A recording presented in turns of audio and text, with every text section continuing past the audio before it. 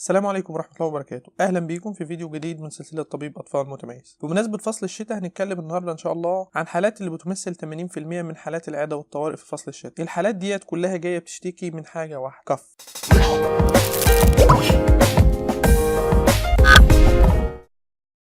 لو انت طبيب امتياز واقف في طوارئ الاطفال مع النايب، شايف كل العيانين جايين يشتكوا من شكوى واحده، ابني بيكح يا دكتور بقاله فتره قد كذا. بتشوف النايب ياخد هيستوري من دي ويسمع دي ويطلب شيست اكس راي لدي ويقول ان دي برونكيولايتس ودي برونكيال ازمه، دي ساينوسايتس، دي برونكايتس، دي برونكونيمونيا، دي محتاجه حجز ودي محتاجه جلسات ودي محتاجه شويه سوائل دافيه وتسليك انف وديت جيرد ومحتاجه بروكاينيتك. دي سيمبل كيس ومحتاجه مانجمنت في الوورد، لكن ديت سيفير كيس ومحتاجه ادميشن في الاي سي يو. بتقف سيادتك مذهول، ايه ده؟ كل العيانين بيشتكوا من شكوى واحده وهو قدر يفرق بينهم بالطريقه دي. يا ترى ايه الفرق؟ يا ترى النايب ده عرف يفرق ازاي؟ اكيد هو شاطر جدا، اكيد هو جامد جدا. تبدا تاخد الترايل وتحط السماعه على صدر العيان. الطفل بيعيط، مش سامع حاجه، سامع شويه كراكلز، شويه اصوات غريبه، شويه ويز. تطلب اكس راي، في اكس راي كلير واضح فيها نيمونيا، لكن فيها اكس راي هيزي، انت مش شايف حاجه. هل ديت برونكو نيمونيا؟ هل ديت اكسجريتد برونكو فاسكولار ماركينج؟ رغم ان النايب قال دي نيمونيا، انا مش شايف حاجه في الاكس راي. هل دي شور نيمونيا؟ ونفسك تعرف تفرق بين الحالات دي، رغم ان انت قاري شيست في البيدياتريك كويس جدا وعارف المانجمنت بتاع كل واحده، لكن مش قادر تفرق بين كل واحد. او تكون نايب جديد ومتخصص اطفال جديد ولسه فاتح عياده، لسه ما اشتغلتش حالات كتير زي دي. بتيجي الام، ابني بيكح يا دكتور، ما بينيمنيش طول الليل، بيصحيني بالليل، معاه شويه سخونيه، مش عارفه اعمل ايه. اكتب له المضاد الحيوي يا دكتور اللي بيريح. استرس الام بيخليك استرس وتبدا تفكر اعمل ايه. مش عارف تجزامن الطفل كويس، الطفل مش هادي، مش شور من الدايجنوزس. يا ترى اللي انا سامعه ده ويز ولا ده كراكلز ولا ده ترانسميتد نيزال ساوند؟ الاكس راي مش موضحه حاجه قوي. خايف تقول للام ان ده موضوع بسيط وبرونكايتس، الام ما تسمعش الكلام وتروح لدكتور تاني زميل يديها ادويه يستريح بسرعه، والعيان ده يخطفوا زميلك من ايديك زي ما انت متصور. فتقوم سيادتك كاتب روشته غريبه جدا، كاتب انتيبيوتيك انجكشن زي السيفتراكسون بمبدا وين انون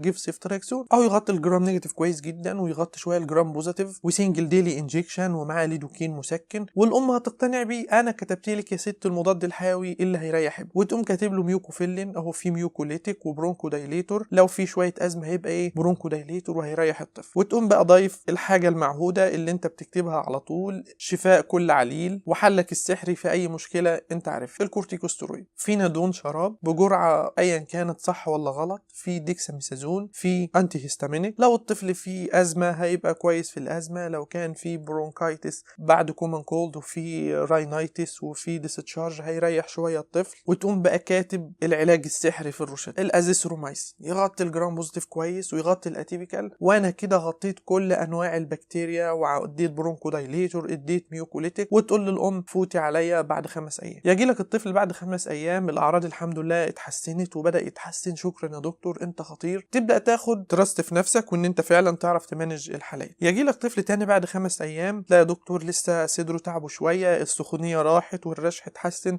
بس لسه الكحة معاه مستمر. تقوم انت قالب الروشتة وكاتب الجلسات وفوت علينا تاني يا مدام بعد 5 ايام. يجي لك الطفل بعد 5 ايام، انت في الغالب كده اديته كل حاجة لأي حاجة وجاي لك كويس. انت معرفتش هل ده كان برونكولايتس ولا ازمة ولا ده اكيوت برونكايتس وتحسن مع الوقت، ولا ده كان برونكونيمونيا ومايلد ولما انت اديت دبل انتيبيوتيك الدنيا اتحسنت. انت مش عارف تشخص وانت جواك مش مقتنع. تجيب الكتب وتبدا تقرا شويه، تقرا المانجمنت بتاع النيمونيا والازمه والبرونكولايتس وتفرق بينهم ازاي، وتبدا الى حد ما يحسن مستواك شويه، الى ان تقف امام العيان مره اخرى وتسمع الام وهي قاعده تشتكي شكوى شديده جدا من الكحه اللي ما بتنيمش ابنها. تلاقي كل المعلومات اللي في دماغك ساحت، مش عارف تركز وترجع لروشتتك اللي انت بدات بيها. تبدا تعمل فيها شويه تغيير، تغير الميوكوفيلين بايرونيل، تغير الفينادون ببريتزول، لكن هي نفس الفكره. انت مش عارف تشخص، مش عارف تسيطر على نفسك لحد ما توصل لتشخيص وتقنع الام بيه ان هو ده التشخيص الصح. ابنك محتاج سوائل، ابنك محتاج تسليك انف، ابنك محتاج جلسات، او ابنك محتاج بخاخات يمشي عليها طول فصل الشتاء. تفضل في نفس الدايره المغلقه، 90% من الحالات بتتحسن معاك، 10% ما بتحسنش، شويه نسبه التحسن قلت بقت 70% 60%. انت مش عارف تعمل ايه لحد ما تغلط غلط فادح. يجيلك طفل في اول 3 شهور من العمر شويه كاف مع شويه فيفر، تديله نفس العلاج، يرجع لك الطفل بعد 3 ايام سيفيرلي ديستريسد سيانوز، تعمل اكس راي تلاقي اكستنسيف سيفير نيمونيا. هنا تقول للام اجري بيه على رعايه مركزه، ابنك محتاج حجز في الرعايه. طب ليه يا دكتور ما اديتوش علاج كويس من الاول؟ ليه يا دكتور انت ما كنتش عارف ان الحاله دي المفروض تتحجز من بدري في المستشفى على انها نيمونيا وتاخد مانجمنت كويس جدا، محتاجه اكسجين، كان زمان الحاله اتحسنت. بعد فتره سمعت ان الحاله ضايعه. سيناريو متكرر مع كتير من الدكاتره اللي ما عندهمش خبره كافيه. الدكاتره دول نفسهم يلاقوا حاجه تنظم دماغهم وترتب دماغهم عشان يعرفوا يوصلوا للدايجنوزس. الحل، اسمع الفيديو ده معانا للاخر ان شاء الله، هنعرفك ازاي تعمل ابروتش الكيس اوف كاف تو ريتش appropriate diagnosis.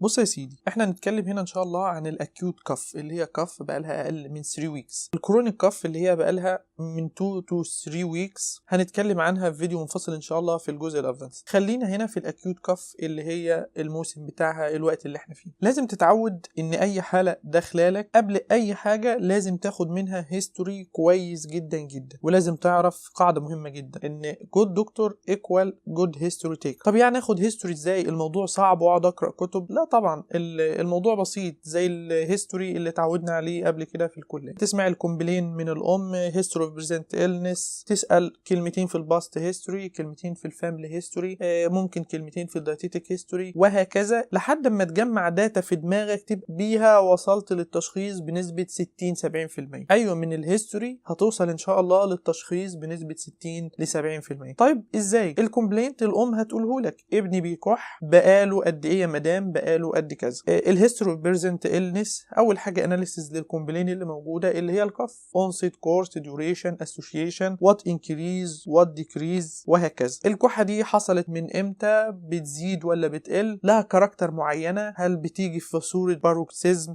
هل بتزيد بالليل؟ هل كانت مسبوقه بدور برد وبعد كده قلبت الكحه اللي انت شايفاها ديت؟ هل بيبقى معاها ترجيع؟ هل بيبقى معاها فيفر؟ هل بيبقى معاها اكسبكتوريشن او بيبقى معاها هيموبتسيس؟ هل بيبقى معاها فيفر؟ والفيفر ديت اخبارها ايه؟ هل هي شديده وظهرت من الاول ولا لا؟ وبتستجيب لمخفضات الحراره ولا لا؟ وتسال كويس جدا جدا عن الحاجات دي. هل واضح على ابنك انه بينهج؟ هل لونه ازرق لا قدر الله؟ هل في صوت غريب او تحس ان ابنك بينازع مع الكحه ديت؟ كل ده في الاسوشيشن اللي بنسال عليها مع الكف، وهي ديت اللي هتوضح لنا الصوره كويس جدا جدا. نسال شويه في الباست هيستوري، هل ابنك اشتكى من الدور ده قبل كده؟ هل بياخد جلسات على صدره باستمرار؟ هل اتحجز في مستشفى قبل كده؟ ايه اخباره مع الجلسات؟ بيتحسن عليها كويس ولا لا؟ ندخل على الفاميلي هيستوري، تسال فيه كلمتين، هل في بوزيتيف فاميلي هيستوري اوف الرجي ولا لا؟ حد من اخواته بياخد جلسات؟ انت او باباه عندكم حساسيه؟ في حد في عيلتك او عيله باباه عندهم حساسيه، سواء حساسيه صدريه او حساسيه جيوب انفيه او حساسيه جلديه وهكذا. وتسال الام طبعا كاي ام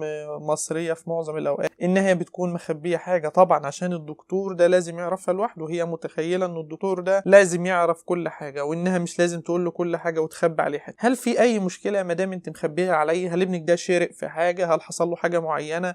هل اتخبط؟ هل اتحجز في مستشفى قبل كده في رعايه مركزه مثلا وانت ما قلتيش؟ لازم تسترس كويس على الام ان هي تقول لك كل الميديكال هيستوري بتاع الطفل ده. اذكر ان في حاله جات لنا مره في المستشفى، احد زمايلنا كشف عليها، كان نائب جينيور جديد، اخد منها هيستوري بسيط وعمل اكزامينيشن، لقى الحاله نيمونيا، عمل اكس راي وحجز الحاله دبل انتيبيوتيك، والام قالت له ان هو اتحجز قبل كده مره بالتهاب رئوي، فخلاص عدى الموضوع سيمبل ومشينا العلاج. واحنا بناخد هيستوري من الحاله اكتشفنا ان الطفل كان كويس جدا قبل سن 2 مفيش بوزيتيف فاميلي هيستوري اوف ازمه، وان الموضوع ده حصل له صادنلي. في هيستوري اوف فورين بودي انهاليشن، الطفل ده كان قاعد وفجاه شرق، ومن بعد ما شرق قعد يكح، مامته بصت في ايده لقيت في ايده لب، خدته راحت المستشفى، قالوا لها انه محتاج منظار، هي خافت طبعا، خدته وروحت البيت. بعد فتره الطفل بدا يجيله ادوار كحه، ويزي شيست، شويه التهاب رئوي، يتحجز في المستشفى وهي خايفه من موضوع المنظار وبالداري. الطفل ده عالجنا النمونيا وبعد كده دخل منظار ولقينا فعلا حبايه اللب موجوده واتشالت والطفل اتحسن جدا جدا. بالهيستوري قدرنا نوصل لتشخيص الطفل ده، والام ده ما تعرفش انها كانت ممكن توصل ابنها لكومبليكيشن ايه بسبب جهلها، لكن الهيستوري كويس وصلنا فيه الدايجنوزس. حاله تانية كانت جايه تشتكي من الريكارنت شيست انفكشن وانها اتحجزت في كذا مستشفى قبل كده، بتتعالج عادي على انها نمونيا نيمونيا شويه ازمه وبتخرج، محدش بياخد منها هيستوري كويس. خدنا الحاله اخدنا منها هيستوري كويس، عملنا لها اكزامينيشن، لقينا الطفل فيلير تو ثرايف، لقينا الطفل فيه اسوشيتد كونستيبيشن، لقينا الطفل فيه بوزيتيف فاميلي هيستوري اوف سيستيك فايبروزيس، وده موضوع هنتكلم عنه ان شاء الله في فيديوهات الادفانسد. ده كونجينيتال ديفكت، بيبقى معاه ريكارنت شيست انفكشن، وبيبقى معاه مالابزوربشن، وبيبقى معاه كونستيبيشن. وصلنا للتشخيص الحمد لله، وان كانت الحاله كرونيك والكنترول عليها صعب، لكن الحمد لله عرفنا نشخص الحاله، ما بنعالجهاش على انها سيمبل نيمونيا، ما عارفينها ايه البريكوشنز، ايه التطعيمات اللي تاخدها، امتى تجيلنا، في ادويه هي ماشيه عليها. الكلام ده كله عرفناه ووصلنا فيه لتشخيص من خلال الهيستوري الكويس اللي احنا اخدناه من الحاله. نرجع لموضوعنا، احنا كده خلصنا الهيستوري، هنبدا بالاكزامينيشن. اي حاله شيست جايه لي قبل اي حاجه، قبل ما المس الطفل، قبل ما اعمل اكس راي، قبل ما اقيس الحراره، قبل ما احط التانج ديبريسور في بقه زي ما الام هتقول لك، واذا ما حطيتش التانج ديبريسور وعملت اكزامينيشن للصوت يبقى انت كده ما عملتش اي حاجه لابنها. قبل كل ده لازم تعد الريسبيراتوري، تعده في دقيقه كامله والطفل هادي. اياك ان تلمس الطفل قبل ان تعد الريسبيراتوري. الطفل هيعيط، هيبقى irritable، هيبقى في هولدنج للريسبيريشن، مش هتعرف تعده كويس. فريح نفسك من كل ده، خلي الام تدي ظهر الطفل ليه، ابدأ شوف حركة الريسبيريشن على هدومه، على رقبته، في أي مكان. لو ملبساه هدوم كتير طبعا كعادة الأمهات عندنا، هتحاول تجيب السماعة بالراحة جدا على ظهره من غير ما يحس، وتشوف الموفمنت بتاعتها وتبدأ تعد الريسبيراتوري. هو ده الكي اللي هيوصلك للتشخيص، الريسبيراتوري.